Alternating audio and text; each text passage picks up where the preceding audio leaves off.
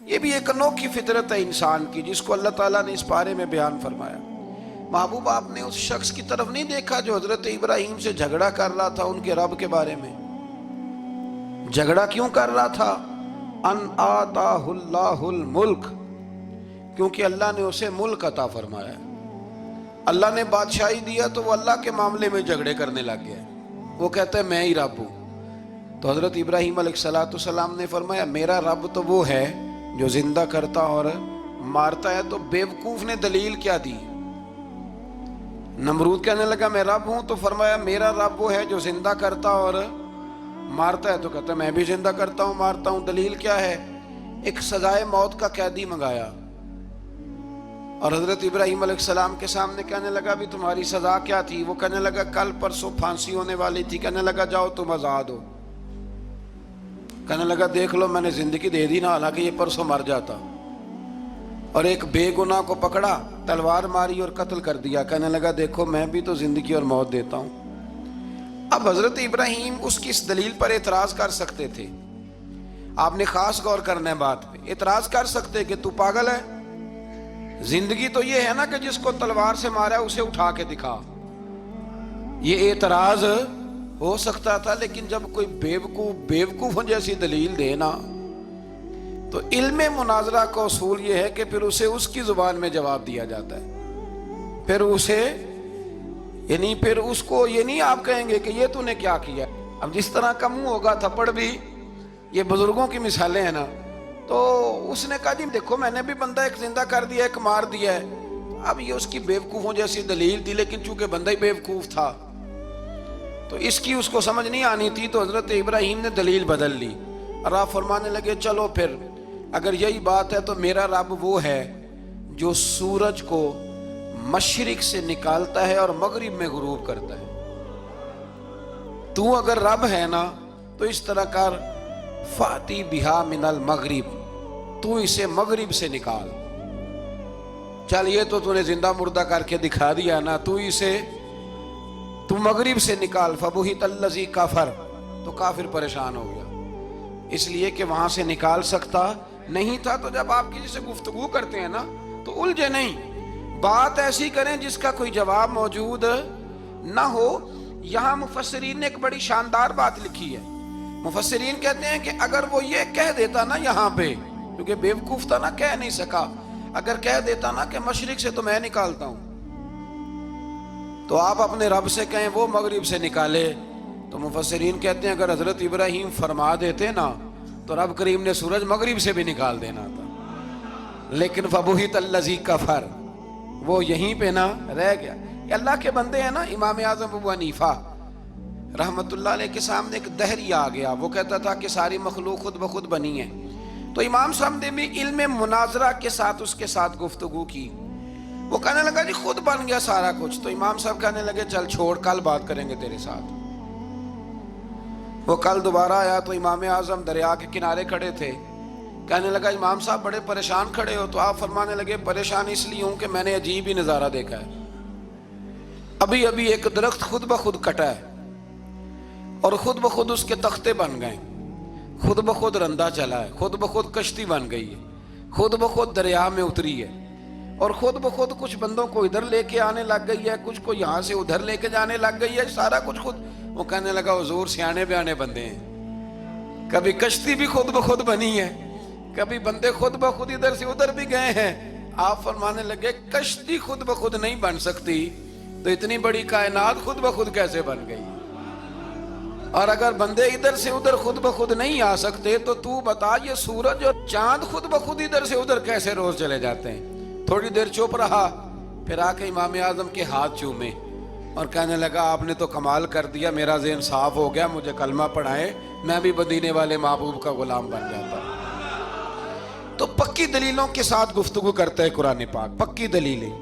یہ آیت سبق یہ دیتی ہے کہ آپ کسی سے بات کریں تو اب چونکہ سپارہ لمبا ہے بات رہ نہ جائے، پر یہ مضمون اتنا شاندار ہے کہ میرا یہاں رکنے کو دل کرتا ہے۔ وہ ہمارا نظریہ یہ ہے کہ امام کے پیچھے سورۃ فاتحہ نہیں پڑھنی، اگرچہ جو پڑھتے ہیں اس پر کوئی سخت فتویٰ نہیں ہم دیتے، بعض آئمہ پڑھتے ہیں، لیکن سمجھانے کے لیے امام اعظم ابو حنیفہ رحمۃ اللہ علیہ کی رائے ہے کہ امام کے پیچھے سورۃ فاتحہ نہیں پڑھنی. ہمارے پاس دلیل ہے، قرآن کہتا ہے جب قرآن پڑھا جائے تو خاموشی سے سنو، اور حضور کا فرمان موجود ہے مصنف ابن ابی شیبہ میں کہ امام کی قرات ہی مقتدی کی قرات ہے. بزرگ کہتے ہیں کہ دلیل اس طرح کی دو کہ سامنے والے کے ذہن تک بات پوری اتر جائے، آپ اسے سمجھا پائیں. امام صاحب نے جب یہ بات ارشاد فرمائی تو کچھ لوگ آپ سے مناظرہ کرنے آ گئے. 15-20 لوگ تھے. ایک ادھر سے بولتا پڑھنی چاہیے صورت امام کے پیچھے، ایک ادھر سے بولتا پڑھنی چاہیے، ایک ادھر سے بولتا. تو امام اعظم ابو حنیفہ فرمانے لگے تم سارے پڑھے لکھے لوگ ہو، یہ گفتگو کا طریقہ ہے؟ اس طرح بات کرتے ہیں کسی کے سامنے؟ میں اکیلا ہوں اور تم 15 لوگ ہو، کوئی ادھر سے بولتا ہے کوئی ادھر سے بولتا ہے، طریقہ کرو کوئی بات کا. وہ چپ کر گئے، کہنے لگے ویسے ٹھیک تو ہے، ہم تو غیر مہذب ہو گئے. امام صاحب کہنے لگے ایک بندے کو منتخب کرو، وہ میرے سامنے آئے. انہوں نے ایک بندہ منتخب کر لیا. وہ کہنے لگا جناب یہ ہمارا نمائندہ ہے، یہ اگر جیت گیا تو ہم سارے جیت گئے، یہ اگر ہار گیا تو ہم سارے. تو امام صاحب کہنے لگے کیوں منتخب کیا؟ کہنے لگے جی سارے بولیں گے تو سمجھ نہیں نہ آئے گی کوئی کیا کہہ رہا ہے، کوئی کیا کہہ رہا ہے، کوئی کہاں ہے کوئی کہاں ہے. تو امام صاحب کہنے لگے میرا بھی مسئلہ یہی ہے، ایک الحمدللہ رب العالمین پہ ہے اور دوسرا صراط الذین انعمت علیہم پہ ہے. تو میں بھی کہہ رہا ہوں کہ جو امام آگے لگا لیا نا اس پر اعتبار کرو، اس پر اعتبار کرو. تو دلیل وہ دیں کہ جو دلیل سامنے والے کے ذہن میں اتر جائے. چلیں جی تھوڑا آگے چلتے ہیں. اللہ کریم نے نا آگے ایک اور مثال بیان کی. یہ جو بہت سارے لوگوں کے دلوں میں خیال آتا ہے نا قبروں میں جائیں گے ہڈیاں گل جائیں گی سڑ جائیں گی تو کیسے اٹھیں گے. تو اسی پارے کی آیت نمبر 259 میں اللہ تعالیٰ نے ہمارا وہ مسئلہ بھی حل کیا اور 2 واقعات تفصیل کے ساتھ تیسرے پارے میں بیان فرمائے. اللہ کریم فرماتے ہیں کہ کیا آپ نے اس شخص کو نہیں دیکھا کہ جو ایک ایسی بستی پر سے گزرا وَهِيَ خَاوِيَةٌ عَلَىٰ عُرُوشِهَا، جو اپنی چھتوں کے بل گری پڑی تھی، یعنی بستی تباہ ہو گئی تھی. وہ آدمی وہاں سے گزرا، وہ حضرت عزیر علیہ السلام تھے. بہت سارے مفسرین کے نزدیک بعض نے یہ لکھا ہے کہ چونکہ یہاں اللہ نے کسی کا ذکر نہیں کیا تو ہم بھی کسی کو مخصوص نہیں کرتے، لیکن کثیر کی تعداد یہ ہے کہ حضرت عزیر تھے. آپ گزرے ایک بستی میں تو آپ نے دیکھا کہ وہ بستی تباہ حال ہو گئی ہے اور زمین پلٹ دی گئی ہے، چھتوں کے اوپر لوگ مرے ہوئے پڑے ہیں. تو آپ کے دل میں خیال آیا کہ یا اللہ تو انہیں کیسے زندہ کرے گا بعد موتہا، مرنے کے بعد. خیال آیا، اللہ کریم نے نا انہی پہ موت طاری کر دی، حضرت عزیر علیہ السلام پہ. ان کے پاس تھوڑا سا کھانا تھا، ایک گدھا تھا، درخت کے نیچے لیٹ گئے گدھے کو باندھ کے. اللہ تعالیٰ نے ان پر نیند طاری کی اور وہ 100 سال تک سوتے ہی رہے. وہ بے آباد بستی آباد ہو گئی، وہاں شہر آباد ہو گیا، دنیا آباد ہو گئی، زمانہ آباد ہو گیا. آپ جب سوئے تو آپ کی عمر مبارک 40 سال تھی. 100 سال کے بعد اٹھے، ثم بعثا، جب اٹھے قال کم لبثت، اللہ نے فرمایا کتنی دیر سوئے؟ قال لبثت یوما او بعد یوم، کہنے لگے یا ایک دن سویا ہوں یا دن کا تھوڑا سا حصہ. تو رب کریم نے فرمایا نہیں، آپ تو 100 سال تک سوئے رہے. فرمایا وہ دیکھو ذرا گدھے کی طرف. وہ گدھا جو تھا نا ان کا وہ گل سڑ گیا، ہڈیاں بکھر گئیں، اور وہ جو کھانا تھا نا پھل تھے، شربت تھا، سالن تھا، اس کا حال یہ ہے کہ لم یتسنہ، وہ باسی بھی نہیں ہوا. یہ ہے میرے رب کی قدرت. جس نے پہلے گل سڑ جانا تھا وہ باسی بھی نہیں ہوا اور وہ گدھا اس کی ہڈیاں بھی بکھر گئیں. تو رب کریم نے فرمایا سمجھ آئی ہے میں مردے کیسے زندہ کروں گا؟ عرض کی یا اللہ ایسی سمجھ آئی ہے جو کبھی بھولے گی بھی نہیں. 100 سال تک سوئے رہے. یہ بڑا لطیف واقعہ ہے. حضرت عزیر علیہ السلام اٹھ کے نا تو اپنے گھر گئے تو کوئی پہچانتا ہی نہیں تھا. ایک بوڑھی اماں جس کی عمر بہت زیادہ ہو گئی تھی اس کو جا کے سلام لی تو آپ فرمانے لگے اس اماں سے یہ عزیر کا گھر ہے؟ تو اماں فرمانے لگی ہاں ہے تو عزیر کا، لیکن وہ تو 100 سال پہلے غائب ہوئے، دوبارہ آئے ہی نہیں. آپ فرمانے لگے اماں میں ہوں عزیر. اماں کہنے لگی کہ عزیر کی تو ہر دعا قبول ہوتی تھی، اگر آپ عزیر ہیں نا تو دعا کریں میری ٹانگیں جواب دے گئی ہیں, آنکھوں سے نظر نہیں آتا, آپ دعا کریں, اگر آپ واقعی عزیر ہیں تو اللہ مجھے شفا دے دے گا. تو حضرت عزیر نے دعا کی تو رب نے انہیں شفا دے دی. حضرت عزیر کی عمر اس وقت بھی 40 سال تھی. حضرت عزیر کی عمر جب گئے تب بھی, واپس آئے تو, اور حضرت عزیر کا بیٹا ان سے ملا تو اس کی عمر 118 سال تھی. پوتے بھی بوڑھے تھے. لوگوں نے حضرت عزیر علیہ السلام سے کہا یہ کیا ہے؟ فرمانے لگے یہ میرے اللہ کی قدرت ہے, یہ میرے رب کی قدرت ہے. آج بھی آپ دیکھ لیں کہ کچھ لوگوں کے بال ساری زندگی سفید نہیں ہوتے, اور کچھ 17 سال کے 16 سال کے نوجوان ہیں تو سارا سال ان کا سفید ہو جاتا ہے. علامات وہ آ جاتی ہیں جو بوڑھوں میں ہوتی ہیں. اللہ تبارک و تعالیٰ نے فرمایا کہ یہ ہماری قدرت ہے, اس طرح کر کے ہم مردوں کو زندہ کریں گے. جب مومن قبروں سے اٹھیں گے نا, مومن آنکھ کھلے گی تو کہیں گے سویرا ہو گیا, جیسے ابھی سوئے تھے نا, کہیں گے دن چڑھ گیا. تو اللہ فرمائے گے ہاں دن بھی چڑھ گیا ہے اور رب رسول کے دیدار کا نظارہ بھی تمہیں دیا جائے گا. اٹھو, بڑی شاندار صبح ہوئی ہے. اور کافر جب اٹھے گا تو کہے گا اوہو اب میرے لیے کیا نئی سزا ہے. تو اس سے بالکل آگے متصل حضرت ابراہیم علیہ السلام کا وہ واقعہ اسی پارے میں ذکر کیا گیا ہے. جب حضرت ابراہیم علیہ السلام نے کہا تھا کہ اے اللہ مجھے دکھا تو مردے کیسے زندہ کرے گا, تو رب کریم نے فرمایا یقین نہیں. عرض کی یا اللہ اطمینان قلبی کے لیے. ایک علم الیقین ہوتا ہے, ایک عین الیقین ہوتا ہے, ایک حق الیقین ہوتا ہے. کہ یا اللہ میں اطمینان قلبی کے لیے. تو اللہ نے فرمایا 4 پرندے لے لو. حضرت ابراہیم علیہ السلام نے 4 پرندے لیے. کچھ نے لکھا ہے کوا تھا, مور تھا, مرغی تھی, کبوتر تھا, مختلف نام آئے. وہ 4 پرندے لیے, پھر ان کو ذبح کیا, پھر ان کا قیمہ بنایا, پھر گوشت ایک دوسرے میں مکس کیا, پھر 4 مختلف پہاڑیوں پہ رکھا. اللہ نے فرمایا مکس ہو گئے نا آپس میں, اب تم آواز دو. حضرت ابراہیم نے آواز دی اور رب نے زندگی دی, اور وہ پرندے اپنی ٹانگوں پر چلتے ہوئے حضرت ابراہیم کے پاس آ کے کھڑے ہوئے. تو فرمایا ابراہیم جس طرح ان کو زندہ کیا نا, اسی طرح پھر قبروں سے میں ہڈیاں بھی زندہ کر کے نکال دوں. میں ایک فلسفی کو پڑھ رہا تھا. یہ ہمارے جدید دور کے فلسفی بڑے عجیب باتیں کرتے ہیں. وہ کہتے ہیں جی ہوا ایسی چلتی ہے کہ انسان قبر میں ہوتا ہے تو ہڈیاں گل سڑ جاتی ہیں تو کوئی بھی نہیں بچتا.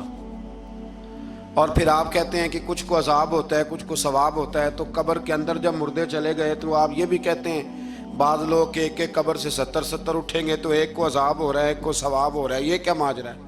ہمارے بزرگوں نے جواب دیا ہے. ہمارے بزرگوں نے یہ جواب دیا ہے کہ یہ ہوائیں, یہ فضائیں, یہ ساری اللہ کی قدرت ہے. ہر آدمی کو ٹھنڈ لگ جاتی ہے سردیوں کے موسم میں.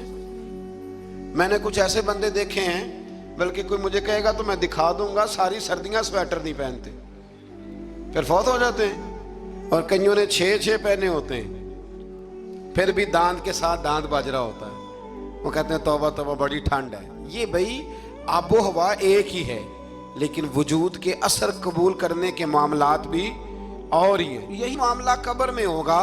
دیکھیں نا حضرت عزیر علیہ السلام کے گدھے نے بھی آب و ہوا لکھی اور کھانے نے بھی. تو گدھا گل سڑ گیا پر کھانا گلا سڑا. دوسری بات یہ کہ قبر میں بندے اکٹھے ہیں تو کسی کو عذاب تو کسی کو ثواب.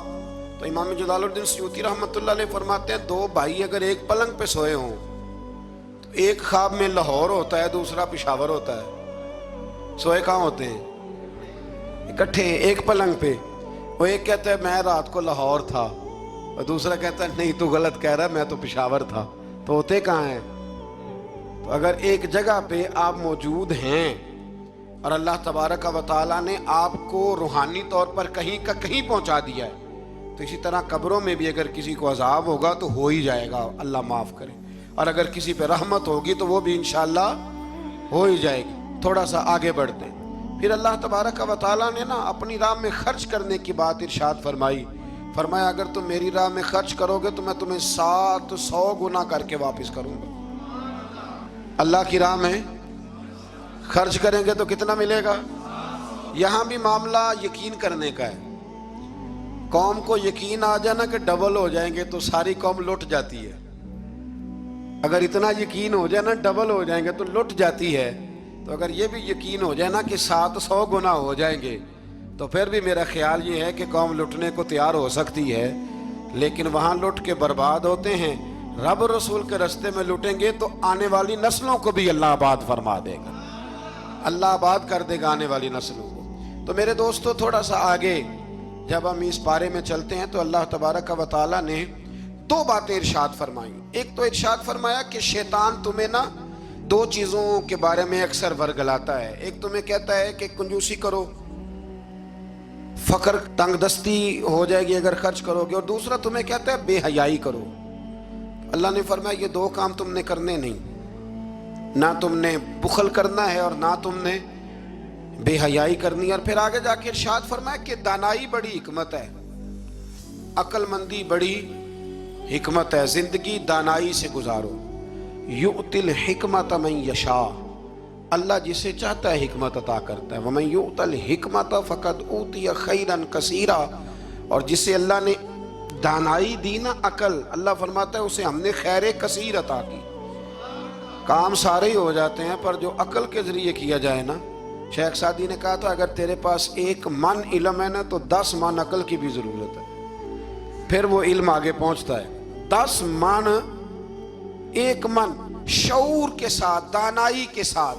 میرے نبی کریم علیہ السلام نے نا بڑی دانائی کے ساتھ دین پھیلایا ہے، بڑی حکمت کے ساتھ، بڑی خوبصورتی کے ساتھ۔ حضور نے، ایک شخص نے آگے کہا یا رسول اللہ صلی اللہ تعالیٰ علیہ وسلم میں 5 نمازیں نہیں پڑھ سکتا، 2 پڑھوں گا۔ تو صحابہ کہتے ہیں ہمارے دل میں خیال آیا کیسے اجازت ملے گی، نماز تو فرض عین ہے، ہر نماز کی ہر رکعت کا ہر سجدہ فرض ہے، اور یہ پوری 3 نمازوں کی چھٹی مانگ رہا ہے۔ لیکن حضور نے حکمت سے دین پھیلایا، دانائی سے۔ مسند امام احمد بن حنبل میں موجود ہے، حضور نے فرمایا اگر 2 نمازیں پڑھو گے 3 نہ پڑھو گے تو کلمہ تو پڑھ لو گے نا دل سے۔ حضور پڑھ لوں گا، فرمایا چل تو 2 ہی پڑھ لینا، کلمہ پڑھ صحیح۔ حضرت ابو ہریرہ کہتے ہیں اس نے 3 نمازوں کی چھٹی کی شرط پر کلمہ پڑھا، ابھی پورا ہفتہ نہیں ہوا تھا کہ اس نے 5 نمازیں کیا تہجد بھی شروع کر دی۔ اس شخص نے پھر اشراق اور چاشت بھی پڑھی، وہ ساری رات مصلی پہ بھی بیٹھا۔ لہٰذا دانائی کے ساتھ گھر بھی آپ کا حکمت سے چلے گا، دانائی سے چلے گا، دکان بھی آپ کی حکمت اور دانائی سے چلے گی۔ تو مسلمان اس کو نہیں کہتے جو جذباتی ہو جائے، جو فٹافٹ مرانے پہ اتر آئے، اس کو کہتے ہیں جو بڑی دانائی کے ساتھ، حکمت کے ساتھ چیزوں کو لے کے آگے بڑھتا ہے۔ پھر اللہ تبارک و تعالیٰ نے نا 5ویں سے 6ٹھے رکوع میں سود کی حرمت بیان کی، اور اللہ کریم نے فرمایا کہ یہ جو لوگ کہتے ہیں نا کہ سود بھی تجارت کی طرح ہی ہے، یہ بھی تو کاروبار ہی ہے، فرمایا قیامت کے دن یہ اس طرح کھڑے کیے جائیں گے جس طرح کسی کو شیطان چھو لینا، شیطان چھوتا ہے تو وہ آدمی یوں ہو جاتا ہے جیسے پاگل ہو گیا ہے۔ تو ان لوگوں کو جو سود اور کاروبار کو ایک کہتے ہیں، انہیں بھی قیامت میں پاگلوں کی طرح کھڑا کیا جائے گا۔ اور پھر اللہ تعالیٰ نے حکم دیا، فرمایا سود چھوڑ دو جو باقی رہ گیا ہے، اس سے جان چھڑا لو، اور اگر تم نے ایسا نہ کیا فَإِن لَمْ تَفْعَلُوا، اگر تم نے ایسا نہ کیا فَأْذَنُوا بِحَرْبٍ مِّنَ اللَّهِ وَرَسُولِهِ، پھر اللہ اور اس کے رسول سے جنگ کرنے کے لیے تیار ہو جائے۔ طویل ترین آیت قرآن مجید کی، آیت نمبر 282، اس میں اللہ تعالیٰ نے فرمایا جب بھی تم نے لین دین کرنا ہے اسے لکھنا ہے۔ ایک لفظ سے نا مجھے تو کئی دفعہ چڑی ہو جاتی ہے، وہ لفظ ہے کہ مجھے اعتبار ہے۔ میں کہتا ہوں کہ وہ والدین بڑے ظالم ہیں جو کہتے ہیں مجھے جوان بچی اکیلی کالج جاتی ہے تو مجھے اعتبار ہے، جوان بچے کو 10-20 ہزار روپیہ جیب میں ڈال کے گلی میں بھیج دیتے ہیں اور کہتے ہیں مجھے اعتبار ہے۔ اسی طرح وہ لوگ بھی بڑے ظلم کرتے ہیں جو اپنے بھائی کے ساتھ لین دین کرتے ہیں، تحریر نہیں کرتے اور کہتے ہیں مجھے اعتبار ہے۔ اللہ کو بھی تو اعتبار ہے نا اپنے بندوں پہ، تو رب فرماتا ہے میرے بندو جب لین دین کرو تو اسے لکھ لو، یہ قرآن کا حکم ہے، یہ میرے رسول کی سنت ہے، یہ میرے نبی کا طریقہ ہے۔ جب بھی لین دین کریں اسے تحریر کریں، اسے طے کریں، اچھے طریقے سے نوٹ کریں، تاکہ وہ کسی جگہ پہ جا کے بھی کوئی معاملہ بھی کمزوری کا باعث نہ بنے۔ تو اس آیہ کریمہ میں اللہ کریم نے یہ بھی ارشاد فرمایا کہ للہ ما فی السماوات و ما فی الارض، آگے جا کے فرمایا کہ زمین آسمان میں جو کچھ بھی ہے ان سب کا مالک اللہ ہے, ہمیں اللہ نے جو کچھ دیا نا وہ استعمال کرنے کے لیے دیا ہے. اگر ہم مالک ہوتے تو قیامت میں حساب نہ دیتے. مالکوں نے کبھی حساب نہیں دیا, حساب تو منشی دیتے ہیں. اللہ نے ہمیں استعمال کرنے کے لیے چیزیں دی ہیں, اس لیے اللہ فرماتا ہے ثم لتسألن یومئذ عن النعیم. قیامت میں نا میں تم سے ایک ایک نعمت کے بارے میں سوال کروں گا. تو یہ ساری امانتیں ہیں اللہ کی, جتنا کچھ ہمارے پاس ہے, وہ کوئی بھی صلاحیت ہو, کوئی بھی قوت ہو, تو اس کو صحیح صحیح استعمال کریں امانت کو. پھر میرے عزیز, اللہ تبارک و تعالیٰ نے نا اس سورہ مبارکہ کے آخر میں ہمیں ایک دعا سکھائی ہے. وہ بڑی شاندار دعا ہے, ہر چیز طلب کرتی ہے کہ اس کو پڑھا جائے, دیکھا جائے, پر اس دعا کے آخری لفظ یہ ہیں واعف عنا, اللہ ہم سے درگزر فرما, اور آخری لفظ یہ ہیں کہ واغفر لنا, اللہ ہمیں بخش دے, وارحمنا, اور اللہ ہم پہ رحم فرما, اس لیے کہ انت مولانا, تو ہی ہمارا مددگار ہے, فانصرنا علی القوم الکافرین, اللہ کافروں کے مقابلے ہمیں ہماری مدد فرما. تو پھر آگے سورہ آل عمران شروع ہوتی ہے. سورہ آل عمران کے بالکل ابتدا میں اللہ کریم نے فرمایا کہ قرآن پاک میں 2 قسم کی آیات ہیں.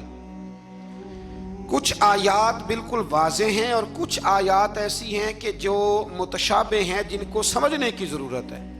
تو فرمایا جن کے دلوں میں کجی ہے نا, کھوٹ ہے, وہ متشابہ آیات کے پیچھے جاتے ہیں. کچھ آیات بالکل واضح ہیں, کچھ کو سمجھنے کی ضرورت ہے. تو 2 لوگ قرآن پڑھ پڑھ کے فساد برپا کرتے ہیں, یہ وہ لوگ ہیں جو متشابہات کے پیچھے لگتے ہیں, واضح آیات کی طرف نہیں جاتے.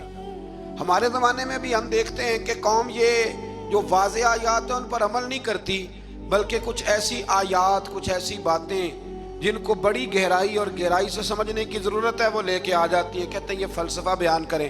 تو میں کہا کرتا ہوں جو سیدھی سیدھی چیزیں ہیں پہلے ان پہ عمل کر لو نا. نمازیں 5 فرض ہیں, وہ پہلے پڑھو نا. ماں باپ کی خدمت فرض ہے, وہ کرو. حق سچ بولو, حلال روزی کھاؤ, جو ہے وہ دیانتداری کا مظاہرہ کرو, تو یہ کام کرو نا.